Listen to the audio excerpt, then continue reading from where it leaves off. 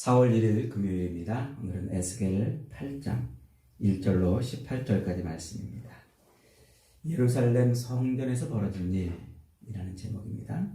예루살렘 성전에서 벌어진 일. 오늘 묵상한 8장은 하나님의 임재의 상징, 하나님이 함께 하시는 곳, 곧 임마누엘이라고 하는 그 예루살렘 성전에서 어떤 일이 벌어지고 있는가 하는 것을 보여주고 있고, 하나님이 왜 예루살렘 성전을 무너뜨리시고 유다 백성들을 이렇게 진노로 심판하실 수밖에 없었는지 그 이유를 지금 설명하고 있는 내용입니다. 1절은 이렇게 시작합니다. 여섯째 해 여섯째 달 초 닷새에 나는 집에 앉았고 유다의 장로들은 내 앞에 앉았는데 주 여호와의 권능이 거기에서 내게 내리기로. 여섯째 해 여섯째 달은 에스겔이 포로로 잡혀간 지 여섯째 해 여섯째 달이 됐다는 말이에요. 그러니까 에스겔이 포로로 잡혀간 날이 BC 597년이었죠. 그러니까 597년으로부터 6년 6개월이 지난 때라는 거예요. 그러니까 에스겔이 1장에서는 에스겔이 5년 4개월이 지난 다음에 선지자로 부름을 받잖아요. 그리고도 1년 2개월이 또 지났다는 얘기예요. 선지자로 부름받아서 1년 2개월이 지났다는 얘기죠. 이때가 지금 한 BC 591년쯤 되는 그런 때가 되는 거죠. 그리고 4장에서 하나님이 이 에스겔에게 북이스라엘, 이스라엘을 위해서 390일 동안, 그리고 유다를 위해서 40일 동안, 390일 동안은 왼쪽으로 누워서 자고 40일 동안은 오른쪽으로 누워서 새우잠을 자라, 이렇게 명령하신 그 명령이 거의 끝나갈 때쯤 된 거예요.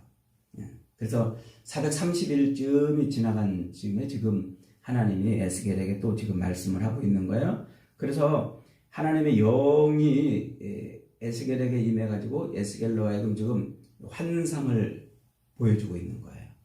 그리고 환상을 에스겔만 봤는지 아니면 지금 에스겔과 같이 있는 장로들이 함께 봤는지 명확하지는 않습니다만 아마 본문의 의미로 1절에 보니까 유다의 장로들은 내 앞에 앉았다 그랬어요. 그러니까 아마 유다의 장로들도 지금 그 환상을 같이 보고 있는 것이 아닌가 이렇게 생각이 돼요. 그래서 무슨 환상을 보여주고 있는가 하니까 예루살렘 성 안에서 벌어지고 있는 일을 지금 보여주고 있는 거예요. 그러니까 마치 CCTV 돌려서 보듯이 그 장면을 보여주고 있는 거죠. 거기 보니까 9절에 보니까 이렇게 지금 표현하고 있어요. 또 내게 이르시되 들어가서 그들이 거기에서 행하는 가증하고 악한 일을 보라 하시기로 내가 들어가 보니 각양 곤충과 가증한 짐승과 이스라엘 족속의 모든 우상을 그 사방벽에 그렸다 그랬어요. 그러니까 하나님이 지금 에스겔을 번쩍 들어가지고 어디로 지금 가게 했어요? 예루살렘 성전으로 지금 데려간 거예요. 환상 중에 지금 데려간 거죠. 데려가서 예루살렘 성의 북쪽을 향한 문으로 이제 이렇게 들어가도록 그 안을 들여다보도록 이렇게 했는데 들어가 보니까 어떤 일이 벌어졌어요? 예루살렘 성전의 벽면에 각양 곤충들과 가증한 우상들의 그런 상이 벽면에 새겨져 있는 거예요. 우리가 TV 가끔 보면은 왜 그 고대 이집트의 어떤 무덤이나 성전 벽에 이렇게 뭐 부조로 뭘 이렇게 막 해놓은 그런 모습 보이죠? 이제 그런 것처럼 성전 벽을 그림을 잔뜩 그려놓은 거예요. 무슨 그림을 해놨다고요? 각양 곤충과 가증한 짐승들 그랬어요. 그 곤충은 아마도 그 투구 모양의 그 풍뎅이 아시죠? 그 풍뎅이 모양을 이렇게 그려 놓은 걸로 보여지는데, 요거는 주로 이제 아프리카에 있는 애굽이나 그리고 그 애굽 옆에 있는 그 뭐 이디오피아나 수단이나 이런 아프리카 족속들이 신처럼 섬기는 그런 벌레예요. 그게 풍뎅이 그림.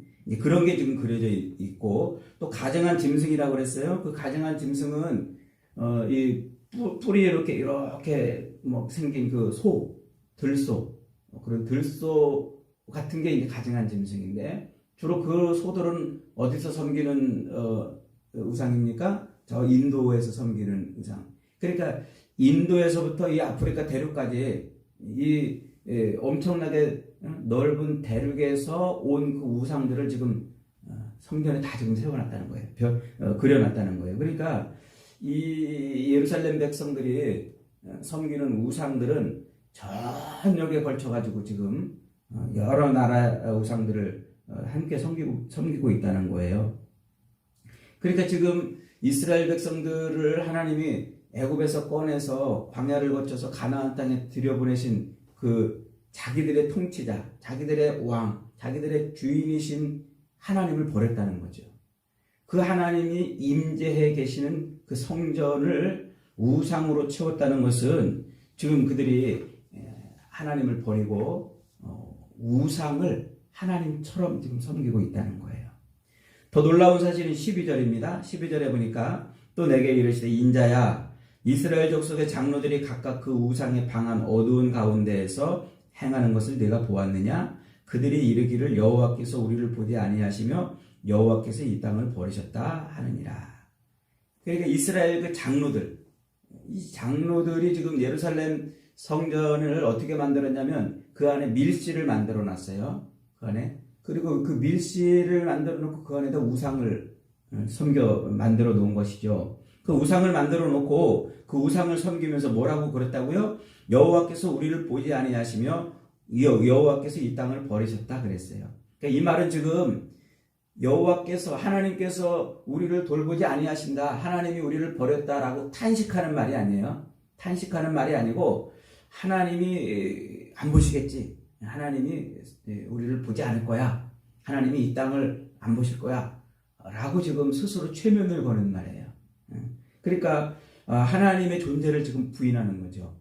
하나님이 살아계시잖아요. 그리고 자기들의 통치자이시고 세상 모든 것을 주관하시는 왕이신데 그들이 하나님이 우리를 보시겠어? 우리 안 보실 거야. 하나님이 이 땅을 돌아보시겠어? 아니 하나님이 안 돌아보실 거야. 스스로 자꾸 체면을 걸고 하나님이 안 보신다고 그렇게 생각하면서 우상을 섬기는 거예요. 하나님의 존재를 지금 부인하는 거죠. 그 말이 지금 어두운 가운데서 행했다 하는 그 말이 그걸 확증시켜 주는 거예요. 그러니까 하나님의 존재를 애써 부인하면서 성전 밀실에서 우상을 섬겼다는 거죠. 그러면서도 그들이 뭐라고 생각했다고요? 하나님이 모르실 거야. 이렇게 우리가 어두운 데서 밀실에서 하나님을 섬기니까 하나님이 모르실 거야. 지금 그랬다는 거예요. 우리도 가끔 왜 그런 생각 들잖아요. 예배당에 오면 하나님이 계신 것 같고 어디 껌껌한 데 들어가면은 하나님이 안 계신 것 같고 화장실에 혼자 있을 때는 하나님이 안 계신 것 같고 예배당에 오면 하나님이 계신 것 같고 이제 그걸 지금 반영을 한 거예요. 그러니까 이 유다 장로들이 예루살렘에 각 방을 밀실을 만들어 놓고 껌껌한 데서 우상을 섬기면서 설마 하나님이 보시겠어? 하나님 안 보실 거야? 지금 이러고 있다는 거예요. 기가 막힌 일이죠. 그리고 14절에 보니까 또 더 놀라운 광경을 목격합니다. 14절에 보니까 그가 또 나를 데리고 여호와의 전으로 들어가는 북문에 이르시기로 보니 거기에 여인들이 앉아서 담무스를 위하여 애곡을 하더라 그랬어요. 이 담무스는 아도니스라는 그 아람어 시리아의 말의 이름입니다. 그러니까 이 담무스는 겨울에 죽었다가 봄에 다시 살아나는 그런 신을 지칭하는 이름이에요. 이게 이제 그 그리스 신화에 따르면은 이 아도니스라고 하는 이 담무스라고 하는 이 신은 사랑과 미의 여신 아프로디테라는 신이 있죠. 그리스 신화에 그 아프로디테의 아주 큰 사랑을 받던 아름다운 소년이었어요. 미소년이죠. 그런데 이 아름다운 소년이 멧돼지를 사냥하러 나갔다가 멧돼지에게 물려 죽어요. 그러니까 그 아름다운 소년이 아프로디테의 사랑을 충분히 받지 못하고 그냥 일찍 죽어버렸으니까 얼마나 속이 상하겠어요. 그런데 그렇게 속이 상하는 일찍 죽어버린 그 미소년을 위해서 이제 여인들이 애곡을 하고 통곡을 하고 그러니까 이 죽은 소년이 다시 살아나는 거예요. 다시 살아나는데 이제 언제 살아나냐면 겨울을 지나고 봄에 다시 살아나요. 그래서 아도니스라고 하는 이 담무스라고 하는 요 신이 이제 무슨 신이 돼버리냐면 농사의 신이 되는 거예요. 그러니까 겨울을 지나고 이제 농사가 막 시작되는 그 철에 여인들이 애곡을 해가지고 담무스를 살아나게 만드는 거예요. 그렇게 살아나게 해가지고 농사를 잘 되게 해달라고 지금 비는 거죠. 그러니까 이 여인들이 지금 성전에 와가지고 담무스를 위해서 지금 애곡을 하고 있다는 것은 그 신이 지금 살아나기를 바라고 있다는 거죠. 그리고 그렇게 그리스 신화에 따르면 여인들이 그렇게 애곡을 하고 통곡을 하면은 그 담무스가 살아나야 살아나면 그 살아난 것 때문에 이제 기뻐가지고 이제 농사를 잘하게 해줄 거 아닙니까? 그래 기뻐가지고 여인들이 가지고 그냥 홀라당 벗고 그 나체로 막 음란한 춤을 추면서 음란한 행위를 하는 거예요. 음란한 행위. 그때 이제 그 여인들과 그 성전에 있는 사제들이 음란한 행위를 하면은 그걸 이제 살아난 담무스가 보고 그 인간들의 그 음란한 행위들을 그걸 바라보면서 기뻐가지고 자기도 그렇게 아프로디테 여신하고 사랑을 나눈다는 거예요. 그 사랑을 나누면은 그 사랑을 나누는 그것 때문에 이제 하늘에서 비가 내려서 농사를 잘 되게 해준다. 이런 그런 이제 신화가 있어요. 그러니까 지금 이 예루살렘 성전에서 여인들이 그 담무스를 위해서 애곡을 하고 있다는 것은 그런 정말 어처구니 없는 그런 우상 신화를 갖다가 성전에서 지금 행하고 있다는 얘기죠. 그래 얼마나 음란하고 타락하고 패역한 일입니까? 예루살렘 성전은 더 이상 거룩한 성이 아니에요. 거룩하다는 말은 구별됐다 그랬죠? 구별됐다, separated, 분리됐다 그랬죠? 세상에 더럽고 악하고 음란하고 패역한 그 일과는 그런 모습과는 구별된 거룩한 삶을 사는 곳인데 그들은 전혀 이제 세상과 거룩해지지 않았어요. 세상과 똑같아. 세상 이방인들이 하는 모습하고 똑같이 자기들이 그렇게 신 앞에서 춤추고 음란한 행위를 함으로써 신의 도움을 받는 그런 일들을 하고 있는 도성이 되어버린 거예요. 예루살렘은 더 이상 이제 이곳은 하나님의 성전으로서 존재하는 것이 아니고 그저 인간의 그 욕망과 타락된 것을 표출하는 그런 공간이 되어버린 것이죠. 그러니까 하나님이 거기에 더 이상 계실 이유가 없어진 거죠. 16절은 지금 이렇게 말합니다. 그가 또 나를 데리고 여호와의 성전 안뜰에 들어가시니라. 보라, 여호와의 성전 문 곧 현관과 제단 사이에서 약 25명이 여호와의 성전을 등지고 낯을 동쪽으로 향하여 동쪽 태양에게 예배하더라. 기가 막힌 더 놀라운 일은 이제 예루살렘 성전은 성전 문은 동쪽으로 나 있어요. 그래서 해가 뜰 때 그 문을 통해서 성소 쪽으로 이제 빛이 이렇게 들어가게 되어 있는데 그 성소 문과 성소 사이에 번제를 드리는 그곳 그 제단에서 25명이 지금 있는데 그 25명은 제사장들이에요. 24반열에 다윗이 만들어 놓은 그 24반열의 제사장 그 제사장의 대표 대제사장까지 합해서 25명이 늘 거기서 번제를 드리고 제사를 드리는 일을 담당하는데 그 제사장들이 지금 뭐 했다는 거예요? 성전을 등지고 저 동쪽으로 해 쪽으로 지금 얼굴을 향해 가지고 태양을 지금 숭배하고 있다는 거예요. 그러니까 성전을 등진 거예요. 태양이 떠오르는 쪽을 바라보니까 자연스럽게 성전을 등에 두는 거죠. 그러니까 성소를 등에 등지게 되는 거죠. 그러니까 지금 하나님을 배반했다는 거예요. 누가? 제사장들이. 거기서 늘 제사를 드려야 되는 제사장들이 성소를 등지고 떠오르는 태양을 지금 숭배하고 있는 거예요. 얼마나 기가 막힙니까? 이 태양을 하나님처럼 지금 섬기고 있는 거예요. 그러니까 제사장들이 성전을 등지고서 지금 태양신을 숭배하고 있다는 것은 하나님을 배반한다는 건데, 태양신과 성소는 이 둘을 한꺼번에 볼 수가 없잖아요. 그러니까 둘 중에 하나를 선택할 수밖에 없는 거예요.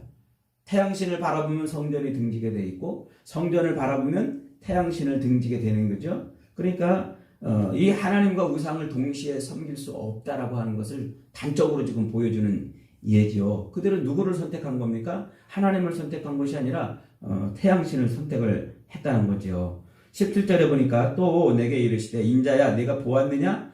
유다 족속이 여기에서 행한 가증한 일을 적다 하겠느냐? 그들이 그 땅을 폭행으로 채우고 또다시 내 노여움을 일으키며 심지어 나뭇가지를 그 코에 두었다 그랬어요.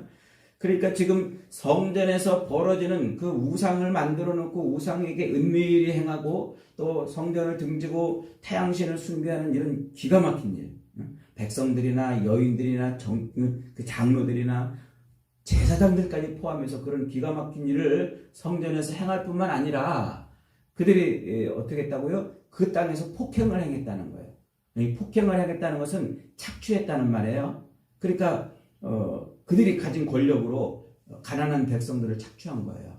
자기들의 부를 욕망을 채우기 위해서 백성들을 착취한 거죠. 세금을 착취하고 또 강제로 그들을 노역을 시키거나 이런 일들을 거침없이 했다는 거예요.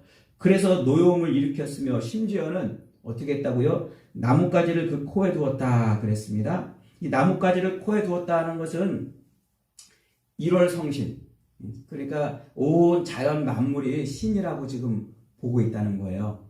그래서 자기들의 그 숨, 이 호흡이 어디서 시작되는가? 자연에서 시작됐다고 보는 거예요.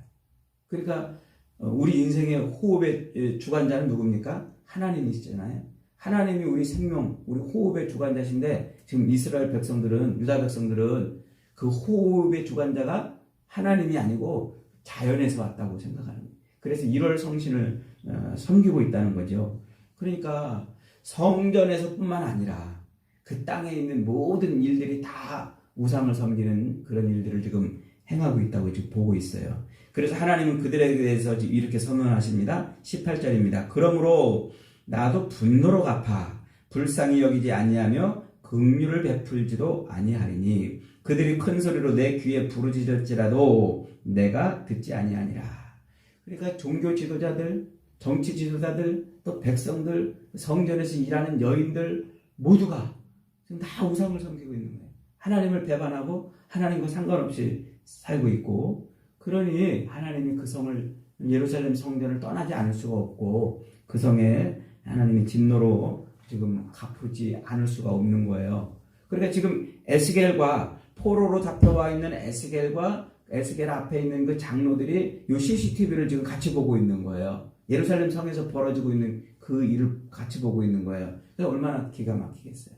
그러니까 바벨론의 포로로 잡혀가지고 우리는 지금 재수 없어도 잡혀갔다. 우리는 정치 지도자들 혹은 종교 지도자들이 잘못해서 왕이 정치를 잘못해서 잡혀갔다고, 혹은 조상들이 죄를 지어서 잡혀갔다고 원망하고 불평하고, 우리가 믿던 하나님은 바벨론이 믿는 하나님의 신보다 못한 신이었다. 뭐 이런 지금 탄식과 좌절이 가득 차가지고 울분을 토하고 있는 그 포로된 백성들, 그들에게 지금 하나님이 CCTV를 돌려 보여주고 있는 거예요.